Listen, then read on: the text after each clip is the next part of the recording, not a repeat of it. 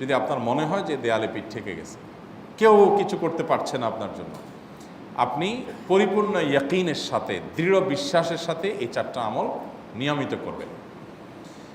এবং আমি বহু মানুষকে পার্সোনালি এটার পরামর্শ দিয়েছি, ওনারা আমল করেছেন, আমল করে উপকৃত হয়েছেন।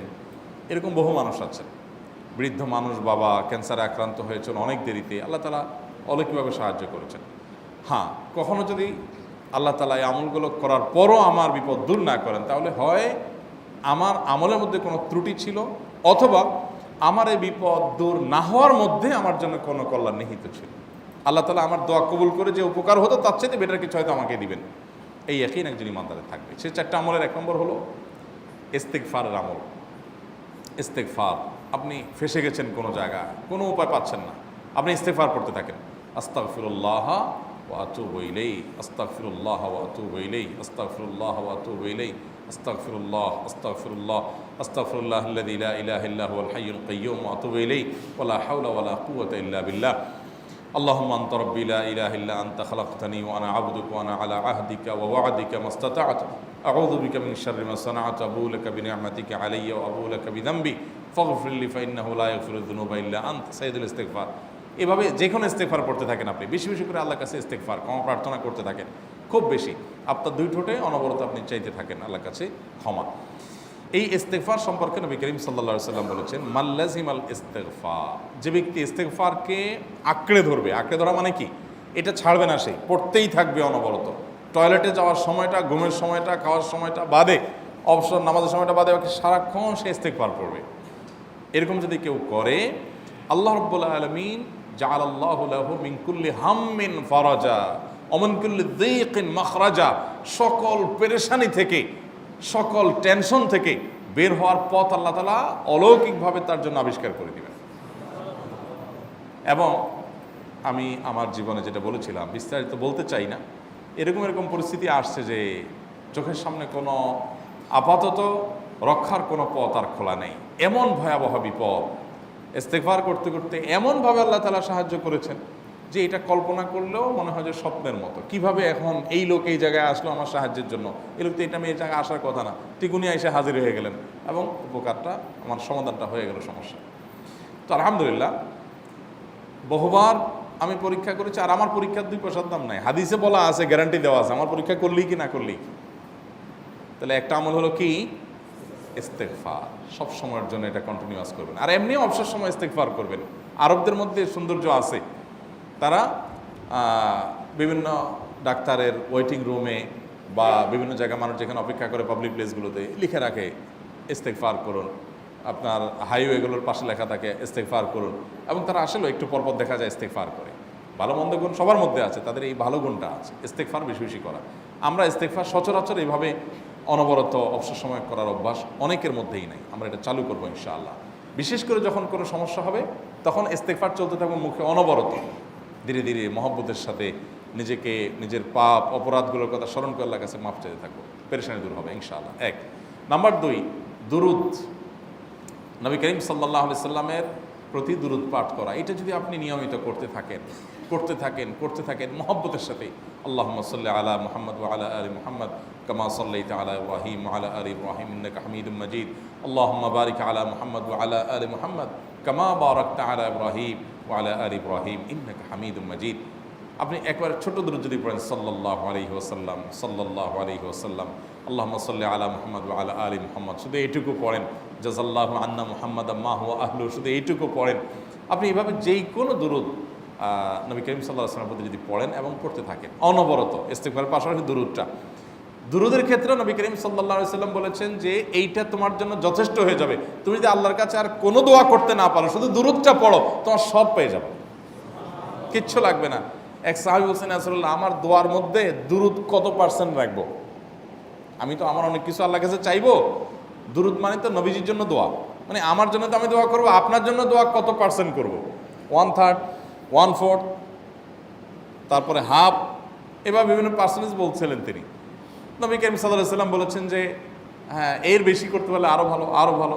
তো ভদ্রলোক এর বেশি, ওই সাহাবী রাদিয়াল্লাহু তাআলা আনহু, তিনি এর বেশি বাড়াতে একটা পর্যায়ে বলছেন যে আমি সব দোয়া আপনার জন্য করি। নবী করিম সাল্লাল্লাহু আলাইহি ওয়াসাল্লাম বলেছেন, তাহলে তোমার আর কোনো দোয়াই করতে হবে না, এর মধ্যে সব দোয়া চলে আসবে।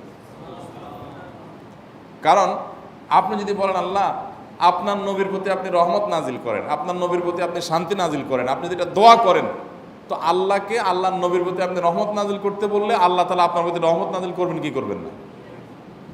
আপনি কাউকে খুশি করতে চান, কার কাছ থেকে কিছু আদায় করতে চান, তার ছেলেটারে যদি হাদিয়া তোহফা দেন, আদর যত্ন করেন, তো বাই ডিফল্ট অটোমেটিকলি ওই লোকের সিম্পেথি আপনার দিকে আসবে কি আসবে না? চোখ বন্ধ করে আসবে।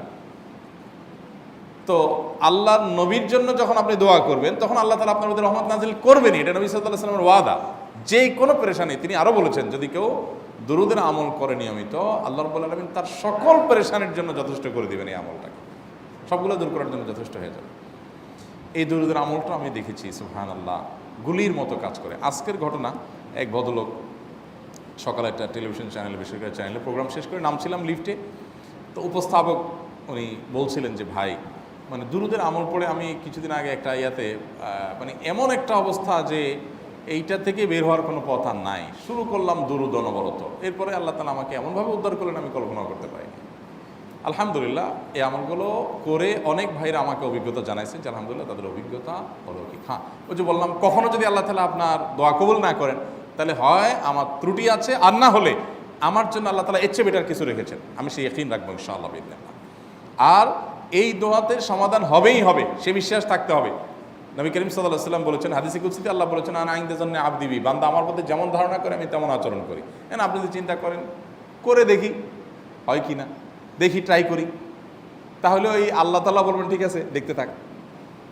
আপনি যদি ইয়াকিন করেন যে না নবী করিম সাল্লাল্লাহু আলাইহি ওয়াসাল্লাম যে বলেছেন অতএব সেটা হবেই, আর আল্লাহ রাব্বুল আলামিনের কাছে আমি ওইভাবেই চাবো যে আল্লাহ দিবেনই, আমি নিয়েই ছাড়বো, ইনশাআল্লাহ গুলি মিস হতে পারে, আপনার দোয়া মিস হবে না। ওই ইয়াকিন, ওই ঈমান আমার মধ্যে আনতে হবে, চেষ্টা করবো তো ইনশাআল্লাহ। তাহলে দুইটা আমল হলো, ইস্তেগফার আর দুরূদ। 3 নম্বর আরেকটা আমল হলো দোয়া ইউনুস। দোয়া ইউনুস, লা ইলাহা ইল্লা আনত সুবহানাক ইন্নী কুনতু মিনাজ জালিমিন। বেশি বেশি পড়তে থাকবেন, যখন বিপদে পড়বেন ইস্তেগফার আর দুরূদ পড়বেন সবচেয়ে বেশি, আর মাঝে মধ্যে দোয়া ইউনুস, লা ইলাহা ইল্লা আনত সুবহানাকা ইন্নী কুনতু মিনাজ জালিমিন। আল্লাহ সুবহানাহু ওয়া তাআলা কোরআনে কারিমে এই দোয়ার পরে বলেছেন ওয়াকাযালিকা নুনজিল মুমিনিন। এই দোয়া পাঠ করার মাধ্যমে ইউনুস আলাইহিস সালামকে পৃথিবীর ইতিহাসের সবচেয়ে অলৌকিক ঘটনা, সকল সায়েন্স, সকল আপনার বিজ্ঞানের তত্ত্ব সবগুলোকে আপনার সবগুলোর বিপরীতে বা সবগুলোকে আপনার ভুল প্রমাণ করে দিয়ে ওই জায়গাটার জন্য আল্লাহ তাআলা ইউনুস আলাইহিসকে মাছের পেটে ঢোকার পর সেখান থেকে আবার জীবিত রেখে বের করেছেন। অক্সিজেন অভাবে সেখানে এমনি মারা যাওয়ার কথা, আরও নানা কারণে মারা যাওয়ার কথা, তাই না? কিন্তু আল্লাহ তাআলা তাকে রক্ষা করেছেন, কারণ উনি ওই বিপদে পড়ার পর থেকে এইটা পড়তেছিলেন, লা ইলাহা ইল্লা আনতা সুবহানাকা ইন্নী কুনতু মিনাজ জালিমিন। তো আল্লাহ তাআলা কোরআনে বলেছেন এটা ইউনুস, তার নবী ইউনুস আলাইহিস সালামকে আল্লাহ তাআলা এটার মাধ্যমে রক্ষা করেছেন, সেটা তার জন্য খাস না, এটা তার জন্য স্পেশাল না, বরং আল্লাহ বলেছেন ওয়াকাযালিকা নুনজিল মুমিনিন, এটা দিয়ে আমি তাকে রক্ষা করেছি, একইভাবে ঈমানদারদেরকেও এইটার মাধ্যমে রক্ষা করব। এটা বড় অস্ত্র পেয়ে গেলাম। দোয়া ইউনুস বেশি বেশি পড়বো ইনশাআল্লাহ, লা ইলাহা ইল্লা আনতা সুবহানাকা ইন্নী। আমার দেশে আবার দেখা যায় বিপদ হয়ে গেলে তখন হুজুর ভাড়া করে যে ভাই আপনারা সবাই মিলে এটা 1 লাখ বার পড়ে দেন, 1.25 লাখ বার পড়ে দেন, টাকা দিমো আপনারা পড়ে দেন। আপনারটা আপনি পড়বেন ভাই, হুজুরদের কাছে দোয়া চান সমস্যা নাই, আর হুজুরদেরকে খাটায়া টাকা দিবেন কেন, এমনি টাকা দিবেন না দিয়া। আর এই দোয়া নিজে নিজে করতে থাকবেন। ইউনুস আলাইহিস সালাম ওই সময় কি লোক ঠিক করছিলেন যে ভাই আপনারা সবাই দোয়া ইউনুস পড়েন, আমি গেলাম, আমি মাছের পেটে গেলাম, আপনারা বসেন সবাই দোয়া ইউনুস পড়া দেবেন, করছেন উনি? ওনারটা উনি করছেন, তো আপনারটা আপনি শুরু করবেন, দোয়া ইউনুস না। 4 নম্বর আমল হলো ইয়া যাল জালালি ওয়াল ইকরাম, এটা বিশেষ করে পাঠ করবেন। নবী করিম সাল্লাল্লাহু আলাইহি ওয়াসাল্লাম বলেছেন আলিজু বিয়া যাল জালালি ওয়াল ইকরাম, ইয়া যাল জালালি ওয়াল ইকরাম এইটাকে তোমরা আঁকড়ে ধরবে। ইয়া যাল জালালি ওয়াল ইকরামের মানে কি? এটা আল্লাহকে ডাকা, আর কিছু না। এবং হাদিসে বর্ণিত দোয়া, এটা মাসনুন দোয়া।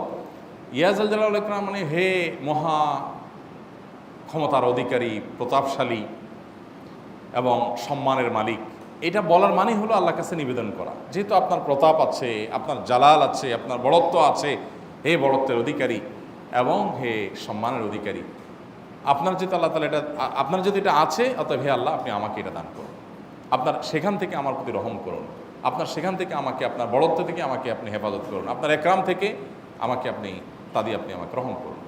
তো সেই দোয়া আল্লাহ তাআলার কাছে নিবেদন করতে পারি, ইয়া যাল জালালি ওয়াল ইকরাম। এর পাশাপাশি তাহাজ্জুদের নামাজ এবং যে কোনো নফল নামাজ। কারণ নবী সাল্লাল্লাহু আলাইহি সাল্লাম ইজা হাজাবাহু আমরুন সাল্লা, নবীজি সাল্লাল্লাহু আলাইহি সাল্লামের কোনো পেরেশানি শুরু হলে আগে ওযু করে 2 রাকাত নামাজ পড়তেন, ওযু করে 2 রাকাত নামাজ পড়তেন। আমাদের যখন পেটে ব্যথা শুরু হয় আগে কার কথা মনে পড়ে? ডাক্তারের কথা মনে পড়ে। যখন গায়ে জ্বর আসে সবার আগে মনে পড়ে কিসের কথা? নাপা, নাপা, ঠিক না? জ্বর আসছে গায়ে, সবার আগে আমরা কি চিন্তা করি? নাপা। নাপা আপনি চিন্তা করেন, খান, নিষেধ না তো, ওষুধ গ্রহণ করা সুন্নত। নবী সাল্লাল্লাহু আলাইহি সাল্লাম নির্দেশ করেছেন ওষুধ সেবন করতে, আপনি করেন, ভালো কথা। কিন্তু ইমানদার সব কিছুর আগে ব্যথা আসছে, তাহলে ব্যথার জন্য একটা ওষুধ দোয়া শিখেছেন, দোয়াটা আগে করবে, পাশাপাশি ওইটা করবে। এলো ইমানদারের কাজ। আমরা আজকাল ইমান থেকে অনেক দূরে সরে গেছি। আল্লাহ আমাদের সেই ইয়াকিন দান করুন।